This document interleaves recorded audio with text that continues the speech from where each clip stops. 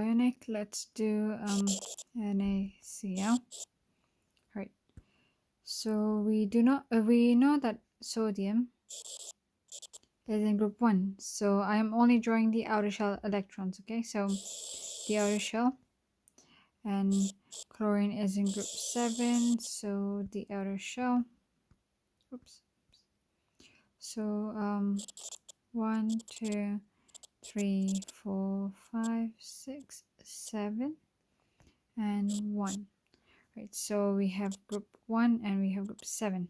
Now we know that in order to become stable, sodium will want to lose this electron, and in order for chlorine to become stable, chlorine will want to gain 1 electron. So it suits them. Sodium wants to lose 1, chlorine wants to gain 1, so this will get there. All right. So electrons will be transferred. So in Ionic, we transfer electrons, right, from the metal ion to the non-metal ion. Okay, so before the transfer, they both are atoms. Okay, right now this is a neutral atom, this is also a neutral atom. So when the electron gets transferred, this becomes an ion. We lost 1 electron, so we lost 1 negative charge, so we became a positive ion. I mean, the sodium became the positive ion, and chlorine gained 1 electron, so it became a chloride ion. Right. So what you need to remember is, sometimes it's a formal question, or like they ask for an explanation of what is a ionic bonding between sodium chloride. So in that case, you need to make 4 points. Okay. So the first point is the sodium atom loses 1 electron. So E minus is electron. Okay, so sodium atom loses 1 electron to form a positive ion. So sodium plus ion. Okay, and third point will be, so to make 2 points about sodium and 2 points about chlorine. Okay, so chlorine atom is before the gaining and losing, they are atoms. Okay, they're neutral, and after gaining or losing, they become ions. Okay, so chlorine atom gains 1 electron. You have to specify how many electrons. Okay, yeah, even for losing, even for gaining, you need to specify how many electrons. So 1 electron to form a chloride minus 1 ion. Okay, key thing. So OCR last year used to give mark for this. So saying loses 1 electron, gains 1 electron, and then I'm like, that's 1 mark, that's another mark, and then sodium ion, so to form a sodium ion, so the sodium atom becomes a sodium ion. Okay, that's 1 mark, and the chloride ion, chlorine atom becomes a chloride ion, that's another mark. Okay, so that's where the mark scheme gives points. Now it's a bit tricky, not tricky. So what happens is that if they ask you to give an explanation of why what kind of bonding is between sodium chloride, or explain the ionic bonding between sodium chloride, so yeah, you say that sodium atom loses 1 electron to form a sodium plus ion, chlorine atom gains 1 electron to form a chloride ion, and then you can say that there is ionic bonding between the positive sodium ion and the negative chloride ion. Right, these 4 points are important. Okay, and just to be safe, it's worth it to make an extra point. Okay, so this ionic bonding, okay, between the positive ion and the negative ion. Okay, and if they never drew the structure, then you can even draw the structure. Okay, because if they've not asked you to draw one, they've just asked you to explain one, you can even draw it and you still get marks. So sometimes the drawing is worth 1 or 2 marks, and then the other 2 need to come from the explanation. Okay, so yeah, and if they have already drawn the structure for you, then yeah, if you draw it again, you will not get marks. Okay, I hope that helps. Let me carry on then. So this is the drawing and how to explain the bonding. Now, no, I want to talk about properties. So that was drawing. Oops. D or A W.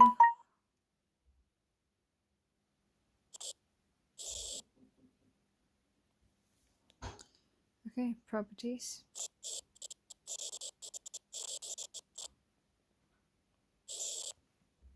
Okay, so later we need to also talk about electricity. Okay.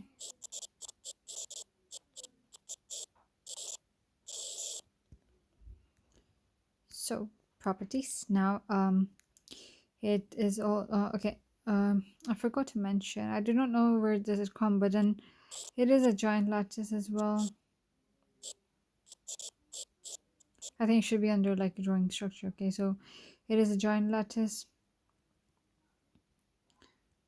So it is also giant lattice. Okay, this is not a property, but or maybe it is. I don't remember that. Okay, so but properties, it's usually mainly by high melting point or and so on. So this one also has a high melting point, therefore also a high boiling point. Okay. Now, why does it have a high melting point or boiling point? Because there are strong electrostatic forces of attraction. So remember, whenever you have opposite charges, you have strong electrostatic forces of attraction between the opposite charges. So here the opposite charges are the positive metal ion and the negative non-metal ion. Okay, so the positively charged metal ion and the negatively charged non-metal ion. So whenever there are opposite charges, there are strong electrostatic forces of attraction between them. But you have to be careful in the case of metallic bonding. The strong electrostatic forces are between the positive metal ion and the negatively charged electrons. In this case, in ionic bonding, it is between the positive metal ion and the negatively charged non-metal ions. Okay, we do not have delocalized electrons around here. Okay, so do not mention it's between electrons and something else. All right, be careful. All right, so that's about so that explains. So it has a giant structure, and so it has a high melting point, and there are strong electrostatic forces of attraction between the oppositely charged ions. All right. In fact, yeah, but this giant structure thing, giant lattice thing, all structures are giant. So a metallic bonding, it's giant. Ionic bonding, it's giant. Covalent bonding, those giant covalent structures like diamond and graphite, they are giant. The only small structures in all of bonding is from small covalent molecules. So like chlorine molecule, nitrogen molecule, and so on. Right. So you also need to know about electricity. Now we need to know about electricity. Ionic bondings are special because they do not conduct electricity in some state and they do in some state. So in solid state they do not conduct electricity, in liquid state they do. And so what you need to remember is that ionic bonding in solid state they do not conduct electricity, but in liquid state they do. And liquid could be molten or aqueous. The difference between molten and aqueous is that if the ionic structure melted without an input, it's molten. If you change the ionic structure to a liquid state by dissolving it in water, then it's aqueous, because ionic structures can be converted to liquid state in no, it's not that. Sorry, it's is that some ionic structures need to be dissolved in water to change them to liquid state. So that's why they become aqueous. And those that do not require water to melt or so on. So it's they are molten. I hope that made sense. Right, it was going so well, and then I started rambling here. Yeah. So why they do not conduct electricity in solid state, because remember about electricity, I mentioned when we were doing metallic bonding that there needs to be charge that is free to move around. That thing will conduct electricity. So here what's happening is that so you have this cube.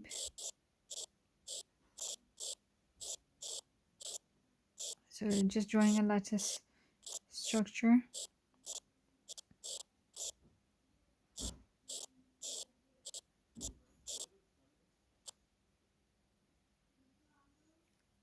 Okay, and then you have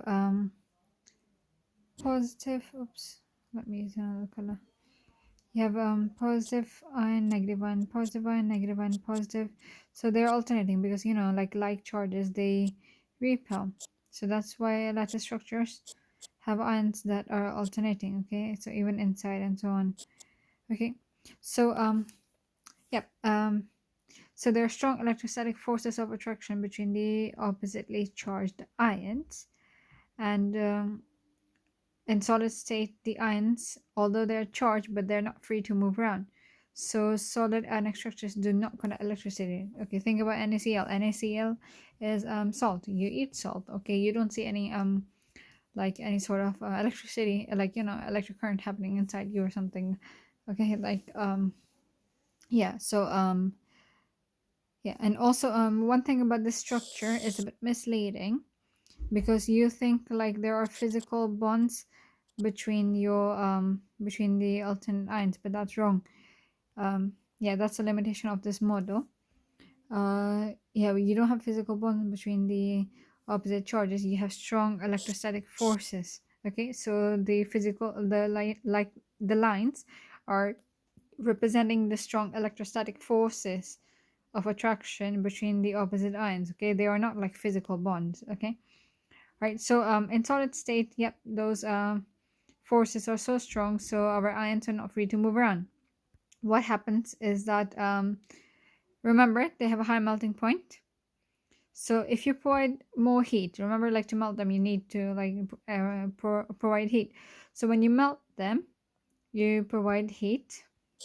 Okay, so our particles start to vibrate. Okay, but maybe it's not enough heat, because remember, you need high melting point to actually melt them. I mean, you need a high temperature to actually melt them, because they have a high melting point. So then you provide more heat, right? So they vibrate even more. There comes a point when they're vibrating so much that they start to overcome the strong electrostatic force of attraction between them.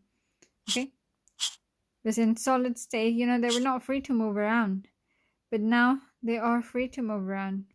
Okay, in solid state they were not free to move around, but now they're free to move around, because you don't have like they have overcome the strong electrostatic forces of attraction between them. So yeah, so that's how you go from solid to liquid state. Yeah, the bonds have, like, you know, the strong electrostatic forces have been overcome, and now the particles are roaming around freely, so you have charge that is free to move around, and that's why in liquid state they conduct electricity. So, you know, our ions are always charged. Okay, remember, like when they form bonds, like they are ions, positive ions, negative ions, so they are charged, but in solid state they're not free to move around because of the strong electrostatic forces. And then when they melt, or if they're in aqueous state, the charge is free to move around, and that's why they conduct electricity in liquid state. I hope that is all good. Yeah, I had to repeat this video. The previous one was slightly shorter. I was a bit more fluent in there. This was also going well. I just started to err when I was doing electricity, because I got a bit distracted. Family just came home, so yeah. All right. Have a nice day, and I will now do covalent bonding soon.